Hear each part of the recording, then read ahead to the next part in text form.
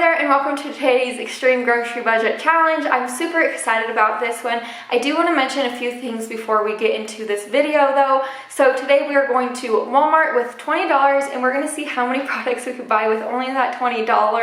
I know $20 doesn't seem like a ton of money, but it can kind of get you a lot of stuff at Walmart depending on what you buy. And then we're going to come back here to my own kitchen and we're going to try to create breakfast, lunches, and dinners with only that $20. And we're going to kind of see how many meals we could make. Also, I am going to be using pantry staples today. So I got a suggestion in my last video like this to use pantry staples such as like flour, sugar, milk, oils, and some seasonings, just because I'm already assuming you already have that at your own home. So that is what we're going to be doing today. I think it's going to really boost up these meals just using some pantry staples. But I hope you guys all enjoy this video, and if you are new here, I'd love to have you over at my channel, so go ahead and subscribe down below the video. But let's get cooking some meals.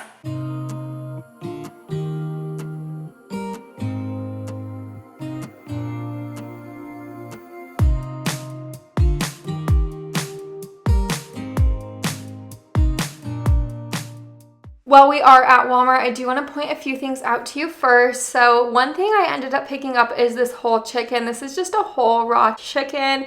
I really love these because a lot of times there's a lot of meat on it and it's just a really good price. And then I just got this quick oats, and you know, here are a few other things that I picked up.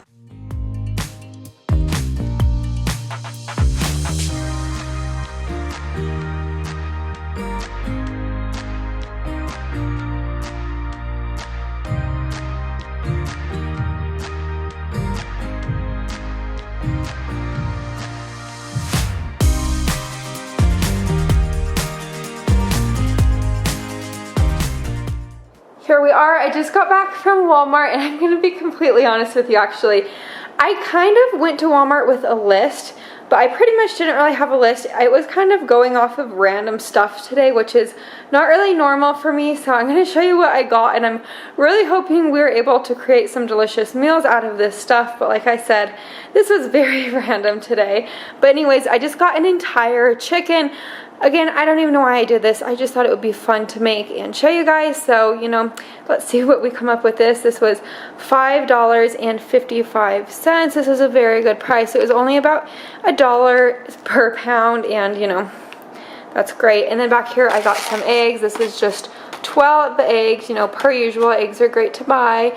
And then some sausage. This is just the Great Value sausage. This is pretty much the cheapest sausage you could buy if you have it at your store. And then over here I found some pinto beans. My husband has actually been asking for some homemade pinto beans recently, and I gave in and I was like, fine, I'll just make you some pinto beans. So I actually have quite an interesting meal kind of in my mind that I'm going to create with that. And then for our veggies, I got some chopped kale, some chopped up spinach, some garlic, and then I got some frozen onions, celery, red peppers, green peppers, and parsley flakes. I didn't even quite know what was in this, but that looked good to me. And then some enchilada sauce.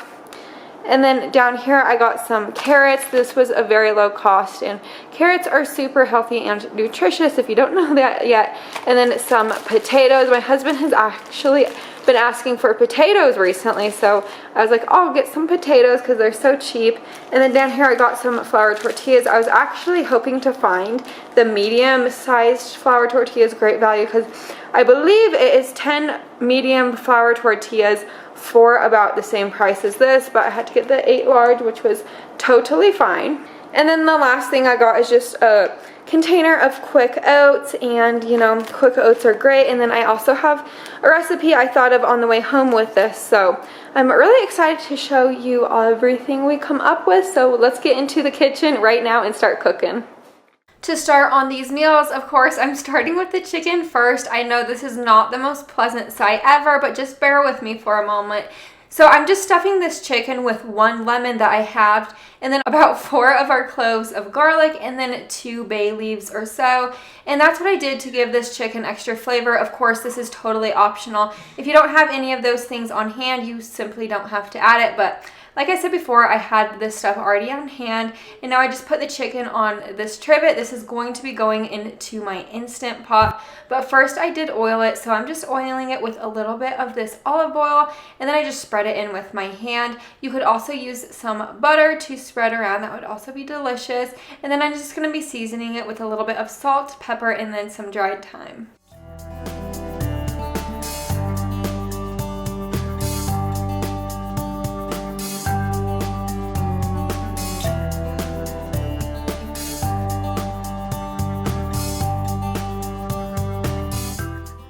Moving over to my Instant Pot, I'm just pouring my 1.5 cups of water in there and then placing my chicken in. The reason I put the water in before the chicken is just because if you pour the water on top of the chicken, all of the seasonings are going to fall off. So just remember that if you do go to make this.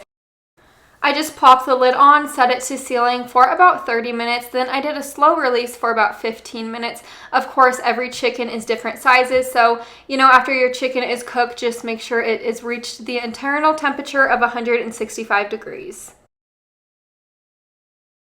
Now that my chicken is completely cooked, I just shredded it with 2 forks, and I just put all the meat on one plate, and then on the other plate I just set all of the bones on it. You do want to keep your bones because we're going to be making a broth out of them real soon. But as you see here, this is a ton of meat that was on that one little tiny chicken for $5, so keep that in mind while you are at your grocery store. And here are all the bones that I collected. Moving over to my crock pot, you could also do this on the stove. We're going to be making some bone broth. Of course, I know there are many ways to make chicken broth, but I thought this would be a fun one to show you. So I put all the bones on the bottom of my crock pot, and then I put in about 3-4 sliced up carrots along with some garlic. I just didn't really peel the garlic. I just threw it in whole. I actually cut it in half. And then I put 2 bay leaves in, some salt and pepper. And then for the water, I added about 8 cups of water along with about 1.5 tablespoons of this apple cider vinegar. Making your own broth like this is actually super healthy for you. It's way better for your body than store-bought broth. But anyways, there's a lot of other things that you could throw in your broth, like onions. You could put in some celery. You could put some fresh rosemary and thyme in there, a few sprigs of each of those. That would all be delicious. But this is all I did for our broth today. I just showed you what I put in. I tried to be as budget-friendly as possible. But after 24 hours cooking on low, I just removed all of the large pieces, and then I sifted and strained the rest of the broth into a large bowl in my sink.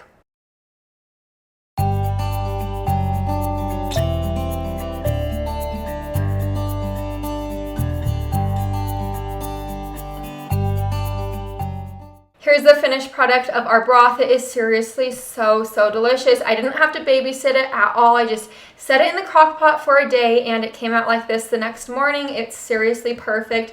And it beats buying broth at the grocery store any day. And like I said before, it is amazing and healthy for your body. But now I'm going to show you guys how to make some Amish baked oatmeal. This is seriously such a great recipe. To begin, in my large bowl, I'm just pouring in about 1.5 cups of some milk. I used whole milk, and then I'm just adding in 2 eggs along with my sweetener. I chose to use brown sugar for my sweetener. You could also use maple syrup. That was just 1/2 cup of that, and then 1/4 cup of melted butter. And then I'm adding about 1.5 teaspoons of some baking powder. And then this is also optional. So you could add in some vanilla extract and cinnamon for more flavor. But I am trying to do this budget friendly, so I didn't add that in. All I added in was 1/4 teaspoon of salt, and I gave this a nice whisk. Once that was all thoroughly whisked, I added in my 3 cups of oats. I prefer using quick oats, but some people prefer using some old-fashioned oats, so just do as you please.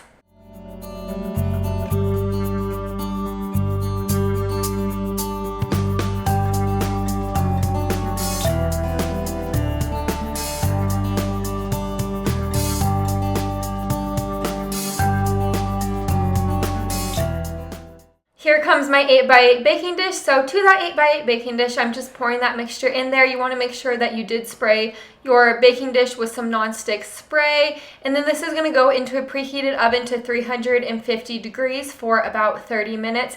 You could also add some blueberries on top right now, or any berry would be delicious, but I just opted out of that. Here is our Amish baked oatmeal out of the oven. This is hands down one of my favorite breakfast recipes of all time. This is super delicious and flavorful. Even my little daughter loves eating it. It just really tastes good, even though it's not that pretty to look at. Here is another amazing budget-friendly but super healthy breakfast idea. This is a vegetable-packed, protein-packed egg bake. To begin, I'm just using about half of this bag of frozen spinach, and I did microwave it to soften it a little bit. And then I'm just going to be wringing it out in this towel. The reason I'm going to be wringing it out is just to get some of that added extra moisture out of it. You really don't want that in with your eggs while it's baking in the oven. You'll see in a minute how much water is in that small amount of spinach. It is crazy, I know.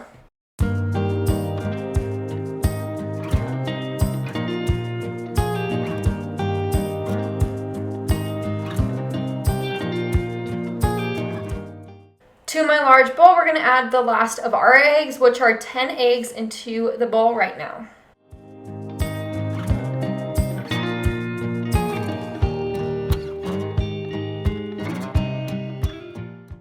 Nobody likes bland eggs, so I'm just going to season them with a little bit of some salt and pepper, then give it a good old whisking.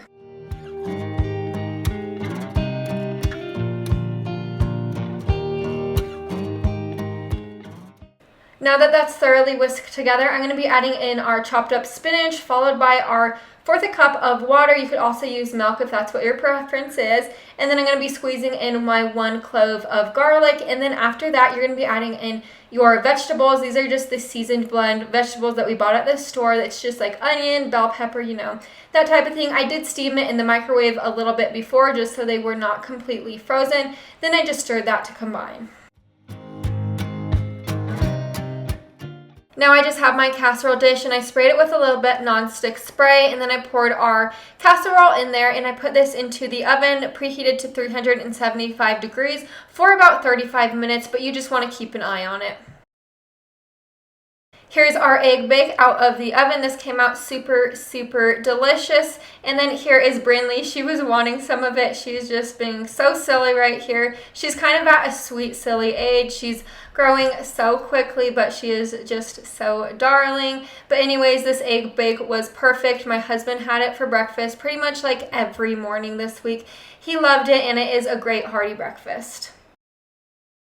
Now, if you're thinking I forgot about the pinto beans, I certainly didn't. So here's our 2 pounds of pinto beans. I poured them into this large glass bowl, and you're going to want to sort them. So what I mean by sorting them is you're going to find the broken pieces like this, or sometimes there's like rock chips in it or dirt. You just want to pull it out. Of course, it doesn't have to be perfect, but you know, that's what I do before I soak my pinto beans. So I suggest doing it if you're going to make pintos.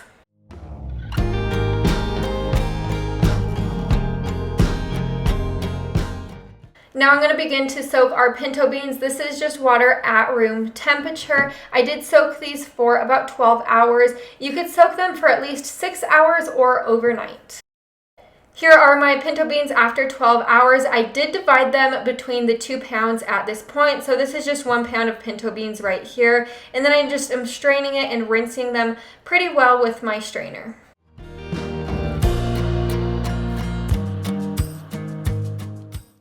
Now into my Instant Pot, I'm just pouring in our pound of pinto beans along with about 4.5 to 5.5 cups of water. You know, you just want your pinto beans to be thoroughly covered with the water, and then I'm adding in 1 clove of garlic along with some salt and pepper. Then I put the lid on and I cooked this up. The exact recipe actually said to only cook this for about 20 minutes, but I kind of like our pinto beans, I guess you could say, squishier. That's what my daughter prefers as well, so I've been cooking things to her liking just because she's only about a year old, and I'm just trying to get her to explore new foods, but I ended up cooking mine for about 34 minutes.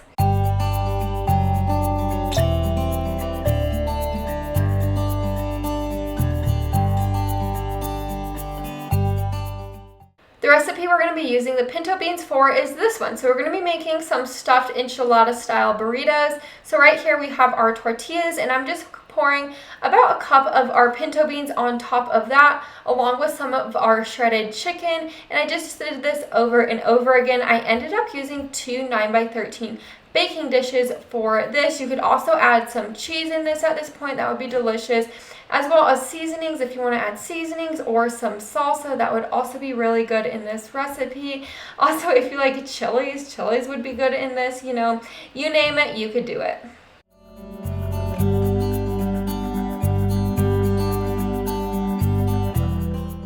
Now that we have our 2 9x13 baking dishes made and our 8 burritos all stuffed up, I'm just spreading a little bit of this olive oil on top, and then I'm going to throw this into my oven preheated to about 450 degrees for around 8 minutes, just to get those tortillas nice and crispy, because nobody likes a soggy burrito.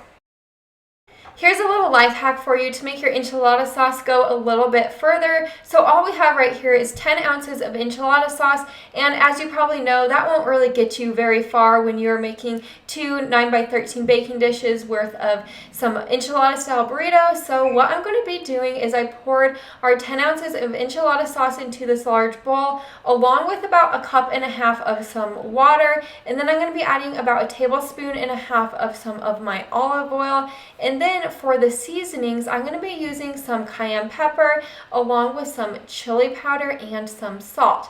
So for the chili powder, I just used about 1 teaspoon of that, just because I don't like it too spicy. But if you like things really spicy, go ahead and add more chili powder along with cayenne pepper. I just didn't add very much cayenne pepper as well. And then I added a little bit of salt, and then I whisked this together. And then now magically you have more enchilada sauce. Yes, this is more runny. It's not as thick, but it seriously will work out perfect. Now that my big old burritos are out of the oven and looking nice and crispy, but not too crispy, I just poured our enchilada sauce on top of that, trying to make it as even as possible. And then this next step is very optional, but I just put some cheese on top, mainly for looks, to make it look a little bit nicer. But like I said before, that is optional. If you don't have any cheese on hand, or you don't like cheese, go ahead and skip out on the cheese. And then I just put this back in the oven to melt the cheese and warm everything through once again.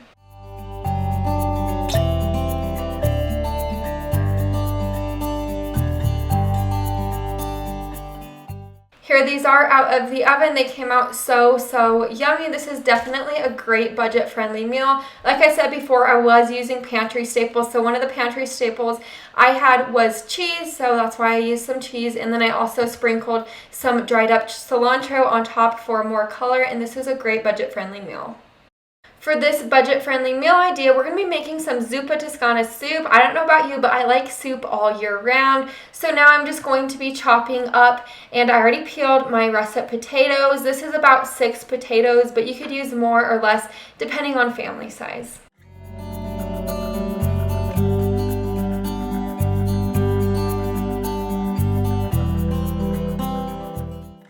Moving over here to my Dutch oven, I just have a pound of sausage right here that I'm just putting in my Dutch oven, and then I'm going to chop it up and cook it completely through. If you don't have a Dutch oven, don't you worry. You could just use a large pot for this too.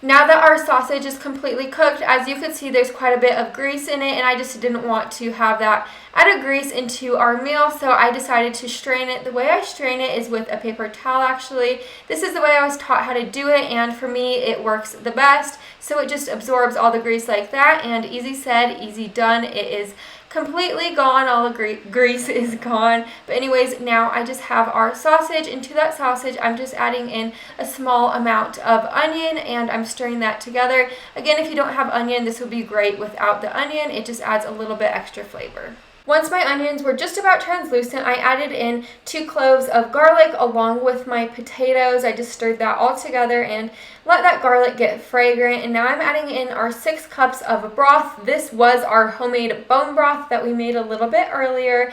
And then again, I stirred this all together. And if you wanted some extra flavor, you could add in 1 bay leaf right now, but I opted out of that.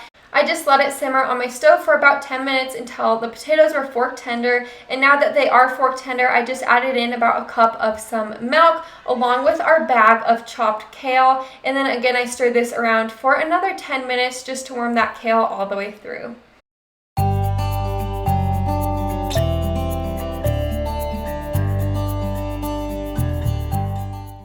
Here is my big old bowl of soup all plated up. This came out so, so delicious. I just sprinkled it with some Parmesan cheese and parsley flakes for color. This one definitely kept us full for a while because of the potatoes and the sausage. This was a great healthy meal. Here is another soup idea, but this one is very, very different. So we're going to be making some chicken and potato stew. So to begin, I'm just chopping up my potatoes along with my carrots. It's just about 5 carrots and about 4 russet potatoes.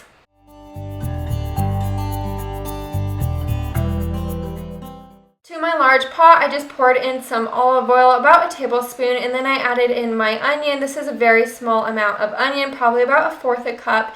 And then I stirred that together till the onion got nice and translucent. And then I added in our diced up carrots, followed by our potatoes. And then for seasonings, I added some thyme and some salt and pepper. And that's seriously all the seasonings I used. Very little seasonings, but yet a lot of flavor. And then for our broth, I did add in the rest of our broth that we made earlier. So that was about 5 cups of our broth, and then I stirred that together, and I let this simmer all together for about 30 minutes until everything got fork tender.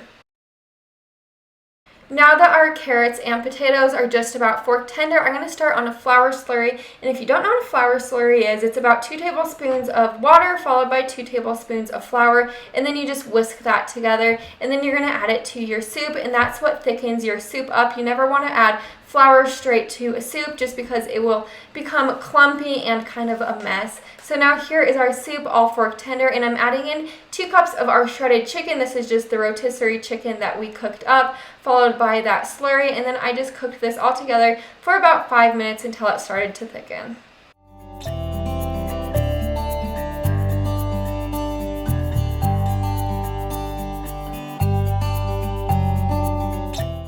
And here is my soup all plated up. This came out so, so delicious. It had so many vitamins and minerals in it. It's just very, very healthy and a nourishing soup. I really do recommend this recipe if you're on a budget.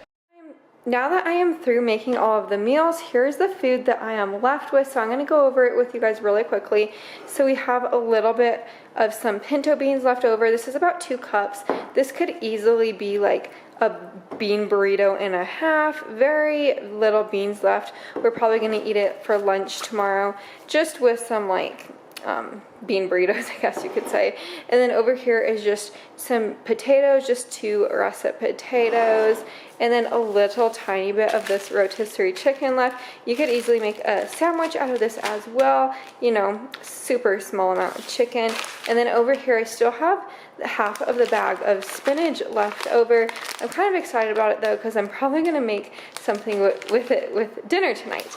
In the back here is our quick oats. Here is how much we have left, about 1/4 I'd say. So we did pretty well there, but anyways, I think we did a pretty good job using all of the ingredients we had, but of course we still had a little bit left over.